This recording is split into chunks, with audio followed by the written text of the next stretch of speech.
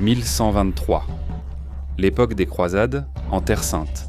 Le roi chrétien de Jérusalem est submergé par un ennemi puissant. Le roi Baudouin II est capturé par son plus grand ennemi, le chef de guerre turc Balak. Pendant ce temps, à Jérusalem, la reine chrétienne Morphia est dévastée par la nouvelle de la capture de son mari. Mais elle n'est pas prête à rester les bras croisés. La reine élabore un plan audacieux pour libérer son bien-aimé du donjon de Balak.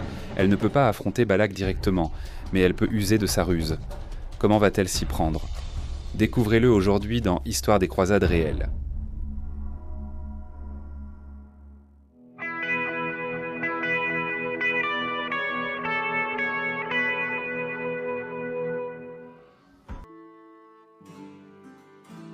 Baudouin II devint roi du royaume croisé de Jérusalem en 1118. L'un des premiers croisés francs à avoir capturé Jérusalem en 1099, il était déjà marié quand il devint roi. L'épouse de Baudouin était Morphia, fille de Gabriel, riche seigneur arménien de Mélitène. À l'arrivée des croisés, Gabriel s'allia à eux en donnant sa fille à Baudouin. Malgré leurs cultures différentes, Baudouin et Morphia formèrent un couple uni par l'amour. Ils étaient très dévoués alors que beaucoup d'hommes puissants avaient des maîtresses. Baudouin resta totalement fidèle à son épouse. Le royaume croisé de Jérusalem, en Palestine, était encerclé par des royaumes musulmans et les croisés étaient en guerre permanente avec les princes locaux. Lorsque Baudouin II fut nommé roi, c'était en pleine lutte. Les Turcs orthokides gagnaient en puissance au nord de la Syrie, mais Baudouin II et son armée ont réussi à les repousser. Mais les orthokides continuaient de gagner en puissance. Un nouveau chef orthokide, Balak, s'est forgé une base de pouvoir dans le nord de la Syrie et s'est affronté à l'un des principaux vassaux de Baudouin, Jocelyn, le comte d'Édesse. En septembre 1122, le comte Jocelyn et son chevalier Valérène furent attaqués près de Sarouge par la cavalerie de Balak au sud-ouest d'Édesse. Jocelyn était en infériorité numérique, mais lui et sa troupe tentèrent de riposter en chargeant Balak. Le temps se gâta et la pluie rendit le champ boueux. Fulker de Chartres, le chroniqueur, relate l'incident. Jocelyn, comte d'Édesse, et son parent Walérène furent capturés. Au moins 100 hommes de Jocelyn furent tués. Ils furent piégés par l'émir Balak. L'emprisonnement de l'un des seigneurs les plus importants du royaume croisé sema l'inquiétude parmi les chrétiens. Le roi Baudouin se rendit au nord inspecter les défenses d'Édesse avec ses chevaliers. Baudouin sécurisa les châteaux frontaliers d'Édesse et élimina les bandes de pillards de Balak. En avril 1123, Baudouin patrouillait dans le nord-est du comté quand il reçut une terrible nouvelle. Comme le dit ici le chroniqueur Ibn al-Athir, Balak, seigneur de Carput, assiégea Karkar. Les Francs de Syrie apprirent cette nouvelle et Baudouin, roi des Francs, s'y rendit avec ses troupes pour lever le siège.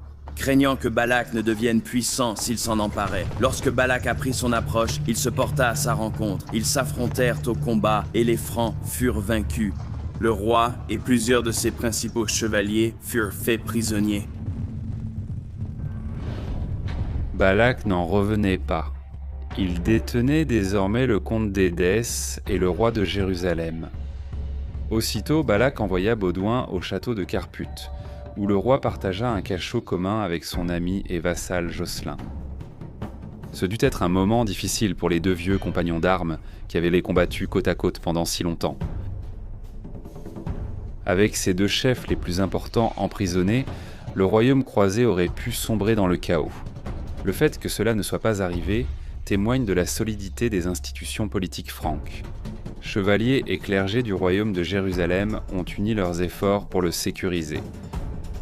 Le patriarche de Jérusalem, Varmon, principal ecclésiastique du royaume et ami proche de Baudouin, réunit un conseil des grands pour organiser l'administration et soutenir le roi.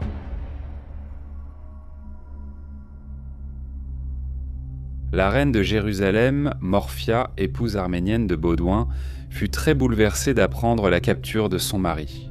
À ce moment, elle était à Jérusalem avec ses 4 filles, de Mélisande, adolescente, à Jovetta, 4 ans. Ce fut sûrement un moment effrayant pour la reine et les 4 princesses. Mais Morphia ne se contenta pas de rester assise à attendre. Elle fit appel aux ressources de son propre peuple, rassemblant un groupe de guerriers arméniens pour faire face à la crise. Tout d'abord, Morphia envoya des espions dans les terres de Balak pour déterminer où son mari était détenu.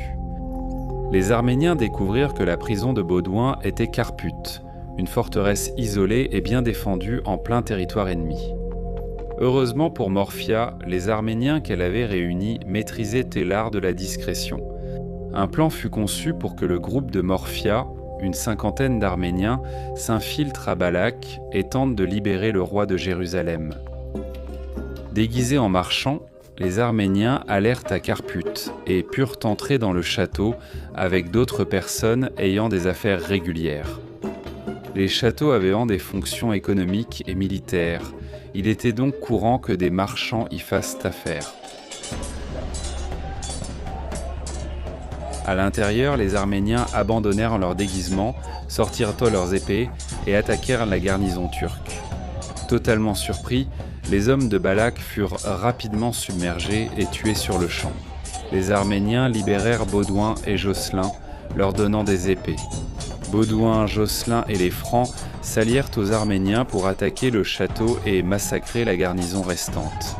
Certains chevaliers francs, encore enchaînés, abattèrent les troupes turques stupéfaites. Bientôt, le roi et le comte se retrouvèrent maîtres de Carpute, avec une bande de guerriers arméniens pour les aider à la défendre. Baudouin devait sûrement remercier Dieu pour une épouse aussi ingénieuse que Morphia. La conquête de Carpute par les Arméniens fut un exploit impressionnant. Avec une petite troupe, ces guerriers aguerris ont infiltré un château fortifié, submergé les défenseurs et pris le contrôle lors d'une opération brillante. La situation devenait périlleuse. Carpute était au centre du royaume de Balak et Baudouin savait qu'il ne le garderait pas longtemps. Des renforts turcs arrivèrent rapidement et encerclèrent le château. Ce n'était qu'une question de temps avant que Balak n'arrive, animé d'une soif de vengeance. Pour compliquer les choses, le roi découvrit que le harem de Balak était rempli de femmes arméniennes chrétiennes dont beaucoup avaient aidé à la prise du château. Lors de la mêlée initiale, parmi les guerriers arméniens, les femmes et les francs libérés des cachots, le roi avait beaucoup de monde à gérer. Il ne pouvait pas les faire sortir de Carpute. Ils seraient capturés et sûrement exécutés par Balak. Baudouin envoya finalement Josselin et 2 Arméniens s'échapper discrètement de Balak pour solliciter l'aide des États croisés. Si les croisés pouvaient amener une armée à Carpute, Baudouin pourrait au moins tenir la ville. Jusqu'à leur arrivée, Josselin accepta et le plan fut mis à exécution. Il est remarquable que le roi n'ait pas choisi de s'échapper lui-même du château. Il aurait facilement pu le faire. Au lieu de partir, il a choisi de rester dans cette situation dangereuse avec ceux qui s'étaient débattus pour sa liberté. Au cœur de la nuit, Josselin, accompagné de 2 guerriers arméniens, s'est faufilé par-dessus les murs de Carpute, sans être remarqué. Les 3 hommes ont traversé les forces turques autour du château. Josselin et ses compagnons traversèrent furtivement le domaine de Balak, se cachant le jour et avançant la nuit. Enfin, Josselin franchit l'Euphrate et entra dans son comté d'Édesse. Un paysan reconnut Josselin et l'accueillit avec joie, car il avait été généreux avec sa famille. Avec l'aide du paysan et d'autres habitants, Josselin regagna sa forteresse de Turbacelle, où ses hommes se réjouirent de le revoir. Josselin partit aussitôt pour Antioche et demanda au patriarche Bernard de l'aider à lever une armée pour secourir le roi. Mais le patriarche refusa, affirmant que la mission était trop dangereuse. Agacé, Josselin envoya un message à Jérusalem pour demander des troupes afin de l'aider dans sa mission de sauvetage. Le patriarche Warbund et le connétable mobilisèrent vite les forces de la ville pour rejoindre Josselin dans cette opération audacieuse. Cependant, le refus du patriarche d'Antioche d'aider aurait des conséquences, car cela donna à Balak le temps de réagir au coup de Carpute.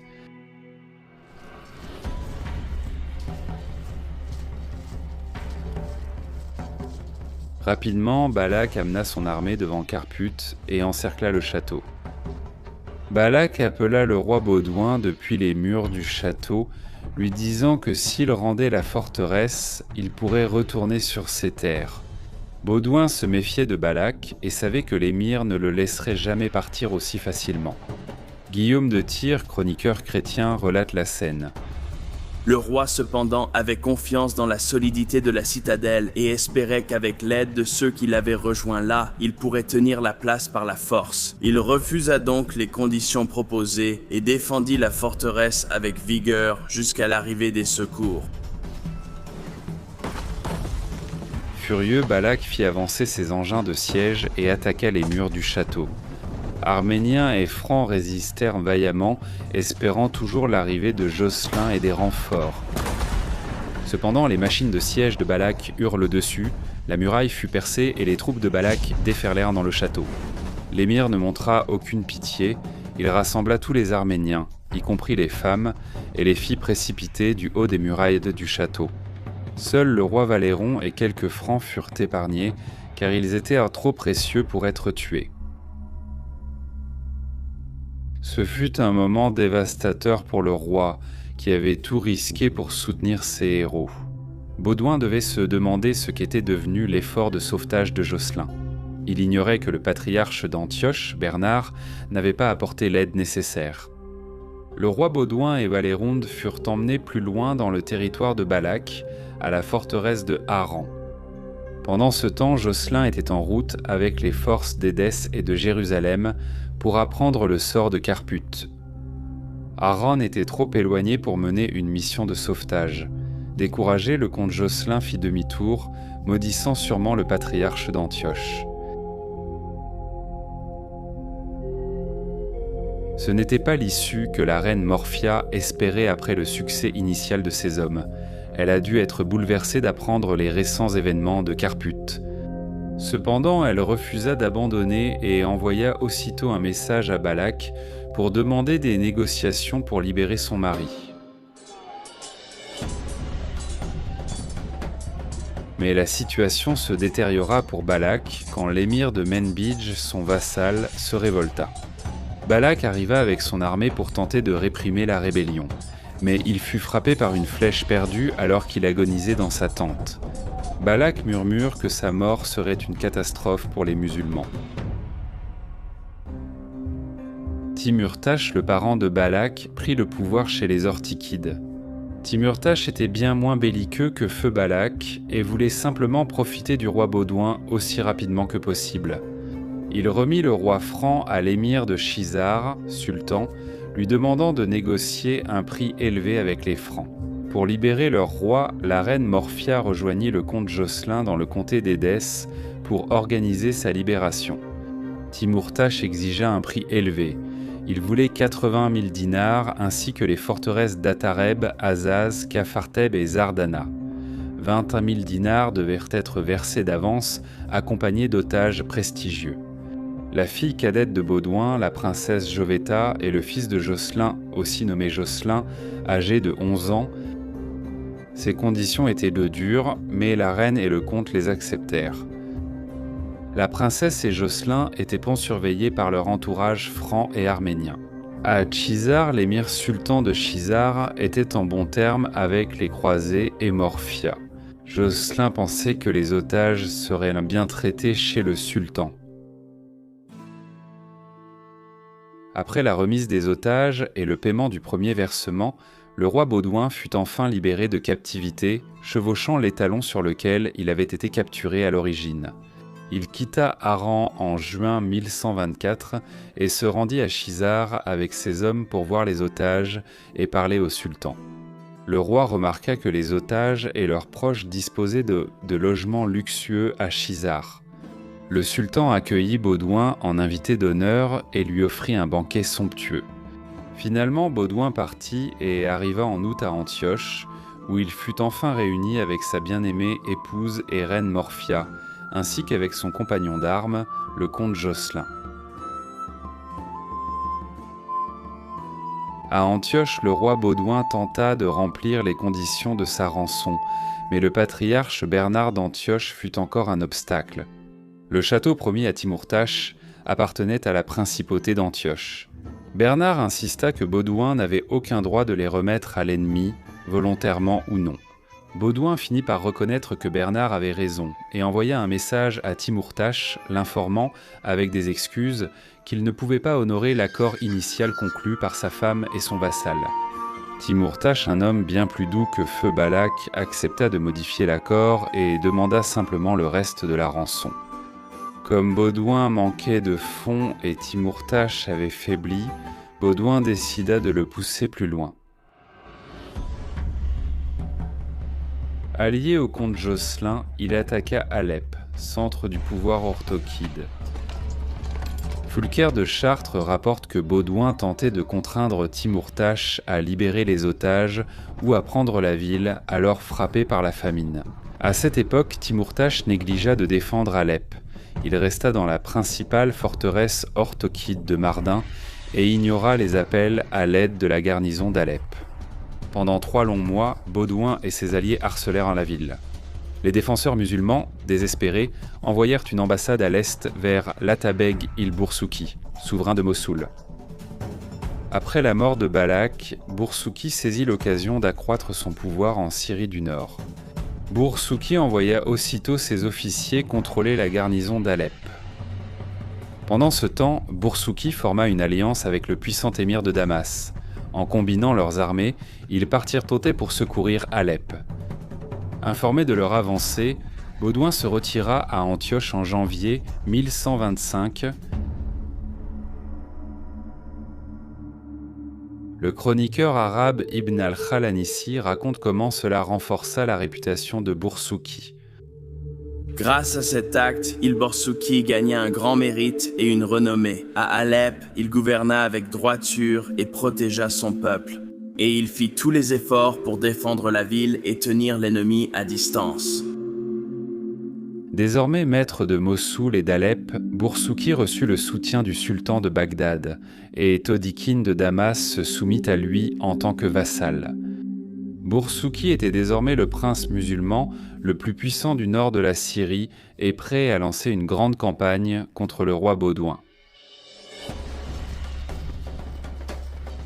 En mai, Boursouki et Todikin envahirent les terres des croisés. Ils ont pillé et capturé le fort de Kefarteb dans la principauté d'Antioche et ont assiégé Zardana.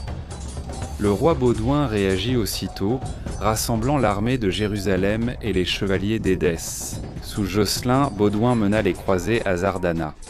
Face à cette avancée, Boursouki se retira vers le nord-est pour attaquer le château croisé d'Azaz. Baudouin le suivit jusque-là. Le 11 juin 1125, croisés et Turcs s'affrontèrent lors d'une des batailles les plus féroces des croisades. En infériorité, les croisés furent attaqués directement par Boursouki et Todikin, sûrs de leur supériorité. Baudouin et Josselin exécutèrent une fausse retraite, attirés par la ruse. Les Turcs se lancèrent à leur poursuite à un endroit préalablement choisi. Les croisés firent d'ample volte-face et chargèrent. Fulker de Chartres décrit ce moment. Notre roi, voyant cela, n'hésita plus. Protégé par la prière et le signe de croix, il cria « Dieu, aide-nous !» suivi d'un puissant son de trompette. Il attaqua les Turcs et ordonna à ses hommes de faire de même, mais ils attendirent son ordre pour débuter la bataille. Les Turcs résistèrent d'abord vaillamment. Par la volonté du Créateur, ils cédèrent au désespoir et furent confus devant le carnage. Ceux qui purent s'enfuirent en déroute. Le chroniqueur musulman Ibn al-Khalanissi relate aussi la bataille. Les deux armées se sont affrontées et l'armée des musulmans a été brisée et dispersée, subissant de lourdes pertes en morts et en captifs. Les forces musulmanes, en déroute, furent poursuivies par les croisés qui prirent leurs bagages. Ce fut une victoire décisive pour les chrétiens. Avec le butin, le roi Baudouin réunit l'argent pour libérer sa fille et le fils de Josselin.